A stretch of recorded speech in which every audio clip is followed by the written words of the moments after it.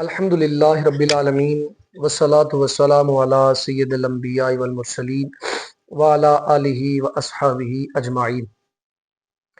حضرات گرامی قدر ربیع الاول شریف حضور کی ولادت باسعادت کا مہینہ ہے، اور اللہ رب العالمین نے نبی کریم صلی اللہ علیہ وسلم کی مرضی کے مطابق حضور علیہ الصلوۃ والسلام کو پیدا فرمایا ہے۔ جس طرح حضور علیہ الصلوۃ والسلام کے پسینے سے خوشبو آتی، اور اسی طرح اللہ نے جسم انور کا سایہ بھی نہ رکھا۔ عوابض وقار حضور کا قد مبارک، اور پھر آقا علیہ الصلوۃ والسلام سورج کی روشنی میں یا چاند کی روشنی میں آپ سفر کرتے تو اللہ رب العالمین نے حضور سے محبت کا یہ انداز اپنایا کہ آپ کا سایہ زمین پر نہیں پڑتا تھا۔ حضرات گرامی قدر اس کی ایک یہ بھی وجہ ہو سکتی ہے کہ آقا علیہ الصلوۃ والسلام نے حضور نبی کریم صلی اللہ علیہ وسلم نے رب سے یہ دعا فرمائی تھی، یا الہ العالمین وجعلنی نوراً، کہ اللہ تو مجھے نور عطا فرما۔ گویا کہ اللہ نے نبی کریم صلی اللہ علیہ وسلم کے ہر عضو کو نور والا بنایا ہے۔ تو یہ کیسے ہو سکتا ہے کہ جو نور ہو اور نور کا سایہ ہو؟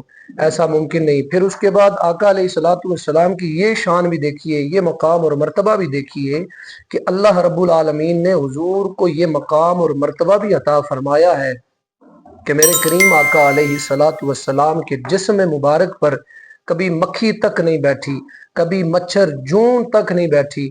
اس کی وجہ کیا ہے؟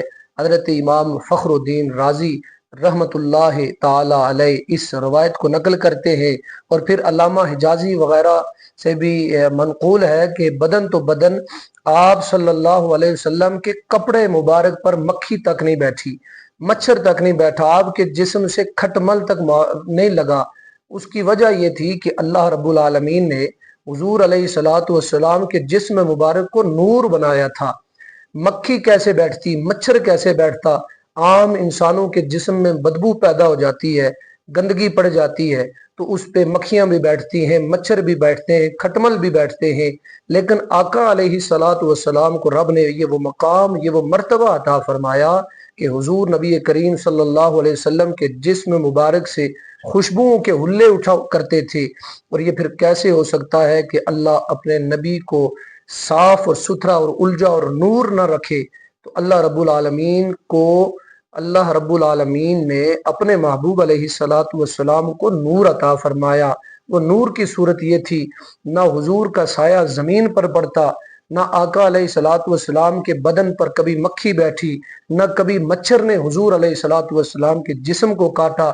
وجہ یہ تھی کہ اللہ نے اپنے محبوب کو نور پیدا فرمایا ہے، اور خود آقا علیہ الصلوۃ والسلام نے فرمایا، یا الہ العالمین وجعلنی نوراً، کہ اللہ تو مجھے نور بنا دے۔